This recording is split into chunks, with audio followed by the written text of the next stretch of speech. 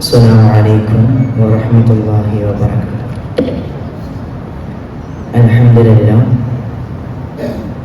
الذي هدانا لهذا وما كنا لنهتدي لولا أن هدانا الله. اللهم اشرف الأنبياء والمرسلين وعلى آله وصحبه أجمعين، أما بعد.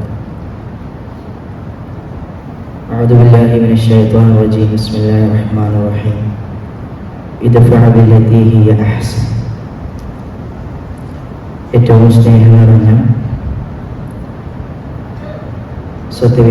വിശ്വാസിനികളെ, അല്ലാഹുവിന്റെ അനുഗ്രഹം കൊണ്ട് നോമ്പ് തുറന്ന് ആ നോമ്പുകൾ അല്ലാഹു സുബ്ഹാനഹു വ തആല നമ്മളിൽ നിന്ന് സ്വീകരിക്കുമാറാകട്ടെ. ഇന്നിവിടെ പള്ളിയിൽ ഒരുമിച്ച് കൂടിയതുപോലെ അല്ലാഹുവിന്റെ ജന്നാത്തുൽ ഫിർദൗസിൽ അവൻ നമ്മെ എല്ലാവരെയും ഒരുമിപ്പിക്കുമാറാകട്ടെ. ഇന്ന് മതവും ആത്മീയതയും സ്പിരിച്വാലിറ്റിയും രണ്ടും രണ്ട് ഭാഗമായി വേർതിരിച്ചിരിക്കുന്നു. പ്രശസ്തനായ ഒരു എഴുത്തുകാരനുണ്ട്, ഇദ്രീസ്. തുർക്കിയിലെ എഴുത്തുകാരനാണ് അദ്ദേഹം. ആ എഴുത്തുകളിൽ അദ്ദേഹത്തിൻ്റെ ലവ് സ്റ്റോറി, ഡിഫറെൻറ്റ് കൈൻഡ് പറയുന്ന ഉണ്ടായ സംഭവങ്ങളെ സ്നേഹിക്കണം എന്ന് വിശദീകരിക്കുന്ന പുസ്തകത്തിൽ അദ്ദേഹം ചേർത്തി വെക്കുന്നൊരു വാചകമുണ്ട്. അഥവാ ഇറാഖിൽ ഒരു യുദ്ധം നടക്കുമ്പോൾ ആ യുദ്ധത്തിൽ അഭയാർത്ഥി ക്യാമ്പിൽ കഴിയുന്ന ഒരു സംഭവം, ഉണ്ടായ ഒരു സംഭവത്തെ അദ്ദേഹം ചേർത്ത് പറയുന്നു. അഭയാർത്ഥി ക്യാമ്പിൽ ഒരു ചെറിയ പൈതലിന് രക്തം ആവശ്യം കടന്നപ്പോൾ മുതിർന്ന ആളുകൾ ആരും രക്തം ദാനം ചെയ്യാൻ സന്നദ്ധമാവാതിരിക്കുകയും ഒരു പിഞ്ചു ബാലൻ ഞാൻ രക്തം നൽകാമെന്ന് പറഞ്ഞ് മുന്നോട്ട് വരികയും ആ ബാലന്റെ ആവശ്യം എനിക്കൊരു ഉമ്മാനെ കാണണം. ആളുകളൊക്കെ പറഞ്ഞ് രക്തം വേഗം കൊടുക്കുക, അതല്ല അർജന്റ്, ഉമ്മാനെ നിനക്ക് കാണാം. പക്ഷെ ഈ ബാലൻ ആവശ്യപ്പെടുകൊണ്ടിരിക്കുകയാണ്, കണ്ടീഷൻ അത് എനിക്കൊരു ഉമ്മാനെ കാണണം. എന്തിനാ എനിക്കൊരു ഉമ്മാനെ കാണേണ്ടത്? ഞാനെങ്ങനെ ഈ രക്തം നൽകി കഴിഞ്ഞാൽ ഞാൻ മരിക്കൂലേ? മരിക്കുന്നതിന് വേണ്ടി എനിക്ക് എൻ്റെ ഉമ്മാനെ കാണണം. അപ്പൊ ഉമ്മ വേറൊരു അഭയാർത്ഥി ക്യാമ്പിലാണ്, വേറെ ടെന്റിലാണ്. അപ്പൊ കാണിച്ചു കൊടുത്തു. അതിനുശേഷം രക്തം ദാനം നൽകി. ഈ കുട്ടിയുടെ മനസ്സിലുള്ളത്, ഞാൻ രക്തം നൽകിയ ഞാൻ മരണപ്പെട്ടു പോകും.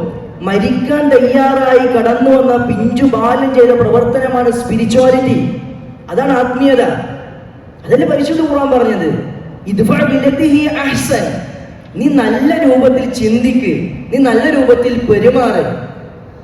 അങ്ങനെ പെരുമാറുകയാണെങ്കിൽ, ഇപ്പൊ പ്രശസ്തനായ അമേരിക്കയിലെ എഴുത്തുകാരൻ ഡെയ്ൻ കാർണഗി, ഒരുപാട് പുസ്തകം അദ്ദേഹത്തിന് വിറ്റഴിക്കപ്പെടുന്നുണ്ട്.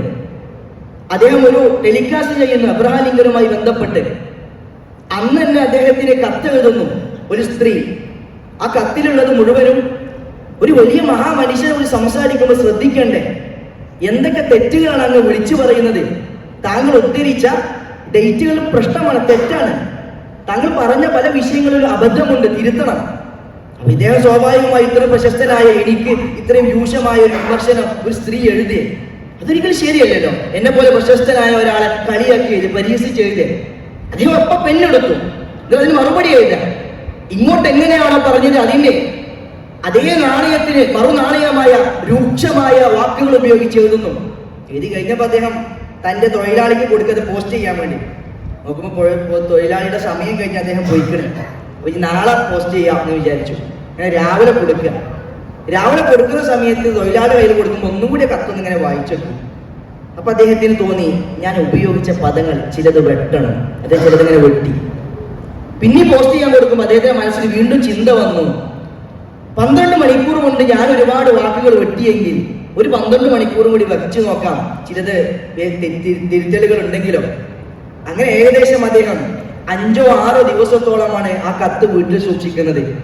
6ാമത്തെ ദിവസം അദ്ദേഹം പോസ്റ്റ് ചെയ്യുമ്പോൾ അദ്ദേഹം എഴുതുന്ന കത്തുകളിൽ ഏറ്റവും പ്രിയപ്പെട്ട, ഏറ്റവും സ്നേഹം നിറഞ്ഞ തന്റെ സഹോദരന്, സ്നേഹിതന് എഴുതുന്ന കത്തിന്റെ രൂപത്തിൽ അദ്ദേഹം മറുപടി എഴുതുന്നുവെങ്കിൽ ഖുർആൻ എന്താ പറയുക? ഇദ്ഫഅ ബില്ലത്തി ഹിയ അഹ്സൻ.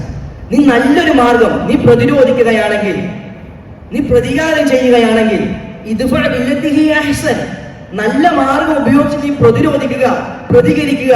അങ്ങനെയെങ്കിൽ ഫൈദല്ലദി ബൈനക വബൈനഹു അദാവ കഅന്നഹു വലിയ്യുൻ ഹമീം, നിനക്ക് ആരോടാണോ ദേഷ്യം, ആർക്കാണോ നിന്നോട് ദേഷ്യം, അവനും നീയും തമ്മിൽ കാഞ്ഞവും വലിയും ഹമീം, ഒറ്റ സുഹൃത്തായി മാറും, മിത്രമായി മാറും, നീ ഒരു നല്ല വശം കാണാൻ ശ്രമിച്ചാൽ. വളരെയേറെ പ്രശസ്തമാണത്. ഒരു സംഭവം നടക്കുന്നു, തന്റെ കുടുംബത്തിൽ നടക്കുന്ന ഒരു തീൻമേശയിലെ ഒരു ഉമ്മ അനുഭവിക്കേണ്ടി വന്നൊരു പ്രയാസം.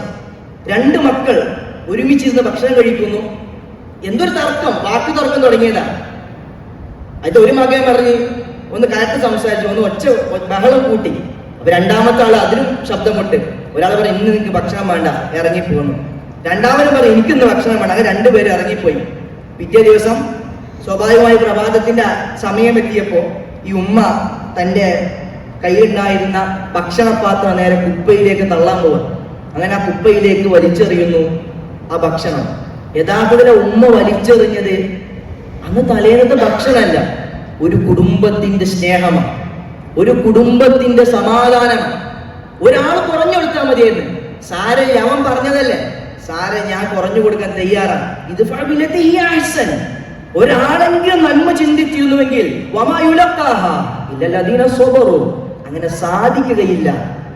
ഒരാളുടെ നന്മ കാണാൻ, തൊട്ടപ്പുറത്തിരിക്കുന്ന ഒരു മനുഷ്യനെ കാണാൻ അത് സാധിക്കുകയില്ല. ഖുർആൻ പറയുന്നു എല്ലാവർക്കും സാധിക്കുന്നതോ കഴിയുന്നതോ അല്ല.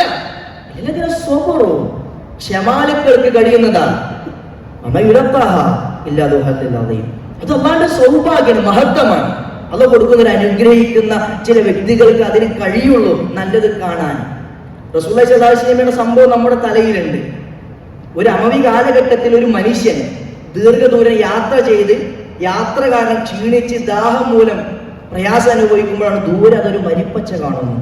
അദ്ദേഹം മരിപ്പച്ചയുടെ അടിയിലേക്ക് ഓടിയെടുത്ത് തന്റെ ദാഹം തീരോളം വെള്ളം കുടിച്ചു. അങ്ങനെ വെള്ളം കുടിച്ച് അദ്ദേഹത്തിന്റെ കയ്യിലുണ്ടായിരുന്ന തോൽപാത്രത്തിലും സഞ്ചിയിലുമെല്ലാം ആ വെള്ളം നിറക്കുക. അങ്ങനെ അദ്ദേഹം വെള്ളം നിറച്ച് അദ്ദേഹത്തിന് സമാധാനപൂർവം തന്റെ അന്നത്തെ ഭരണാധികാരിക്ക് സമർപ്പിക്കുമ്പോൾ ആ വെള്ളത്തിന്റെ മഹിമകളും പോരിശുകളും ഞാൻ പറയാൻ തുടങ്ങി. എന്നാൽ രാജാവ് അതിൽ നിന്നൊരു മുറുക്ക് കുടിച്ചു, ഒരിച്ച് കുടിക്കുകയും ചെയ്തു. രാജാവ് പ്രത്യേകിച്ചൊന്നും മറുപടി നൽകുന്നില്ല. ഇദ്ദേഹം തിരിച്ചു പോയപ്പോ ആളുകൾ ചോദിച്ചു രാജാവിനോട്, ഇത്രയേറെ സുന്ദരമായ വെള്ളമായിരുന്നെങ്കിൽ ഞങ്ങൾക്കൊന്ന് രുചിച്ചു നോക്കാൻ താങ്കൾ തന്നില്ലല്ലോ. രാജാവ് നൽകുന്ന മറുപടി, വെള്ളം കേട് വന്നിരുന്നു, ദുർഗന്ധം ഉള്ളതിന്.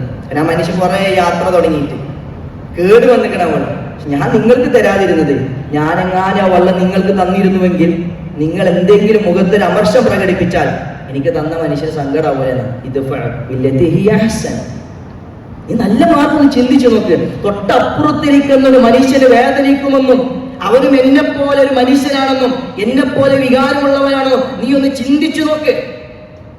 ആ ചിന്ത എല്ലാവർക്കും സാധ്യമല്ലെന്ന് ഖുർആൻ ചേർത്ത് പറയുന്നു. അതല്ല റസൂലുള്ളാഹി സ്വല്ലല്ലാഹു അലൈഹി വസല്ലം മുന്തിരി കൊണ്ടുവന്നപ്പോ ഇടക്കിടക്ക് റസൂലുള്ളാഹിക്ക് സമ്മാനം നൽകുന്ന ഒരു മനുഷ്യനാണ്. ഒരു ദിവസം മുന്തിരി കൊടുത്തപ്പോ അതൊന്ന് പൊളിയായി. കാരണം അദ്ദേഹം കഴിച്ചിട്ട് പോലും റസൂലുള്ളാഹിക്ക് കൊടുത്ത. സാധാരണ എന്തില്ലേ റസൂല സ്വഹാബത്തിന് കൊടുക്കും. ഈ മുന്തിരി കൊടുത്ത ആളെ പോയപ്പോ റസൂലുള്ളാഹി സ്വല്ലല്ലാഹു അലൈഹി വസല്ലം ചോദിച്ചു, അങ്ങനെന്താ ഞങ്ങൾക്കൊന്നും തരാഞ്ഞ്? പ്രവാചകൻ സ്വല്ലല്ലാഹു അലൈഹി വസല്ലം മറുപടി, അങ്ങനെ പുളി ഉണ്ടായിരുന്നു, ഞാനെങ്ങനെ പുളിയുള്ള മുന്തിരി നിങ്ങൾക്ക് തന്ന, നിങ്ങൾ മുഖം മാറിയല്ലോ, പ്രയാസം ഉണ്ടായല്ലോ, ഇതാണോ റസൂലുള്ളാഹിക്ക് കൊടുക്കുന്നത് സമ്മാനമായി എന്നൊരു ചോദ്യം നിങ്ങൾ ചോദിച്ചാൽ തന്ന മനുഷ്യന് വിഷമാവൂലേ? റസൂലുള്ളാഹി സ്വല്ലല്ലാഹു അലൈഹി വസല്ലം അവിടെ പഠിപ്പിക്കുന്നത് ആ മനുഷ്യൻ കൊടുന്നു തരുന്ന നന്മയുണ്ട്. ആ നന്മ റസൂൽ ഒരു പുളി ആ മുഖത്ത് പോലും ഭാവമില്ലാതെ ഇറക്കാൻ പ്രവാചകൻ സന്നദ്ധമായത് അപ്പുറത്തിരിക്കുന്ന ഒരു മനുഷ്യനായി കാണുക, സന്നദ്ധമാവുക എന്നത് മാത്രം. ഒരിക്കൽ അബൂബക്കർ റളിയല്ലാഹു അൻഹുവിന്റെ പോരിശ പറയുന്ന ഒരു സംഭവം വിവരിക്കുന്നുണ്ട്. മഹാനായ അലി ബിൻ അബീ ത്വാലിബ് റളിയല്ലാഹു അൻഹു അത് പറയുന്നത്. മഹാനായ അലി ബിൻ അബീ ത്വാലിബ് റളിയല്ലാഹു അൻഹു ജനങ്ങളോട് ഖുതുബ നടത്തുന്ന സമയത്ത് അദ്ദേഹം വിവരിക്കുന്നുണ്ട്, യാ അയ്യുഹന്നാസ്, അല്ലയോ ജനങ്ങളെ, അഖ്ബിറൂനി, നിങ്ങൾ എനിക്ക് വിവരം അറിയിച്ചു തരണം, മൻ അസ്ജഉന്നാസ്, ജനങ്ങളിൽ വെച്ച് ഏറ്റവും ധീരനാര, ശുജാഇയത്തുള്ളവരാര. സ്വാഭാവികമായും അലി റളിയല്ലാഹു അൻഹു ചോദ്യം ചോദിക്കുമ്പോൾ അവിടെയുള്ള ആളുകളെല്ലാവരും മറുപടി കൊടുക്കുന്നു, അൻത യാ അമീറുൽ മുഅ്മിനീൻ, അങ്ങയാണ്. കാരണം അങ്ങ് ഖൈബറിൽ യുദ്ധം നടത്തുന്നതും ഖൈബറിന്റെ കോട്ടകൾ ഒറ്റക്കെട്ടായി നിന്ന് ഒരു 2 കൈകളിൽ പിടിച്ച് തടുക്കുന്നതും വാള് പോയിട്ടും യുദ്ധം ചെയ്ത രംഗം ഞങ്ങൾ കണ്ടതാണ്. അതുകൊണ്ട് അമീറുൽ മുഅ്മിനീൻ അലി ബിൻ അബീ ത്വാലിബ് റളിയല്ലാഹു അൻഹു, താങ്കളാണ് ഞങ്ങളുടെ കൂട്ടത്തിലെ ഏറ്റവും ധൈര്യവാൻ, ധീരൻ. ഈ സമയത്ത് അലി റളിയല്ലാഹു അൻഹു പറയുന്നുണ്ട്, ഞാൻ ധീരനാണ്. അമ്മ ഇന്നീമാ ബാറസ്തു അഹദൻ, ഞാൻ ഒറ്റക്ക് യുദ്ധം ചെയ്യുമ്പോ, ദ്വന്ദ്വ യുദ്ധം ചെയ്യുമ്പോ ഞാൻ ഒരാളെയും പരാജയപ്പെടുത്താതെ മുന്നോട്ട് കടന്നു പോകാറില്ല. എങ്കിൽ ഞാൻ ചോദിച്ചത് അതല്ല, നിങ്ങൾക്ക് മനസ്സിലായിട്ടില്ലല്ലേ? വലാകിൻ അഖ്ബിറൂനി ബി അസ്ജഇന്നാസ്, എന്റെ ചോദ്യങ്ങൾക്ക് വ്യക്തമായിട്ടില്ല. നിങ്ങൾ ഇപ്പോഴും പറഞ്ഞത് ഈ അലി ബിൻ അബീ ത്വാലിബാണ് ഏറ്റവും വലിയ ധീരൻ. എന്റെ ചോദ്യങ്ങൾക്ക് തിരിഞ്ഞില്ലേ? ആരാണ് ഏറ്റവും വലിയ ധീരൻ? ജനങ്ങളിലെ ഏറ്റവും വലിയ ധീരൻ ആരാ? ആ സമയത്ത് അവിടെയുള്ള ആളുകൾ മറുപടി നൽകുന്നു, ഞങ്ങൾക്കറിയില്ല, ആരാണ് താങ്കൾ വിവരിച്ചു തരുന്നു? മഹാനായ അലി ബിൻ അബീ ത്വാലിബ് റളിയല്ലാഹു അൻഹു ജനങ്ങളോട് പറഞ്ഞു കൊടുക്കുന്നു, അബൂബക്കർ. അത് അബൂബക്കർ സിദ്ദീഖ് റളിയല്ലാഹു അൻഹു ആണ്. ഇതിന്റെ ഉദാഹരണം അദ്ദേഹം പറയുന്നത് അബൂബക്കർ റളിയല്ലാഹു അൻഹു വെറുതെയല്ല. ഇന്നഹു ലമ്മാ കാന യൗമു ബദറിൻ ജഅൽനാ റസൂലുള്ളാഹി സ്വല്ലല്ലാഹു അലൈഹി വസല്ലം അലീശ. ബദർ യുദ്ധത്തിന്റെ ദിവസം പ്രവാചകൻ സല്ലല്ലാഹു അലൈഹി വസല്ലം തലേ ദിവസം ഒരു ചെറിയൊരു കോട്ട കെട്ടിയിട്ടുണ്ട്, ഒരു പന്തൽ കെട്ടിയിട്ടുണ്ട് പ്രവാചകൻ സല്ലല്ലാഹു അലൈഹി വസല്ലം താമസിക്കാൻ. ആ സമയത്താണ് പ്രവാചകൻ സല്ലല്ലാഹു അലൈഹി വസല്ലമയുടെ കൂടെ ആര് നിൽക്കും? അപ്പുറത്ത് മുശ്രിക്കുകളുണ്ട്. അവരുടെ പ്രയാസത്തിൽ നിന്ന് തടുക്കാൻ വേണ്ടി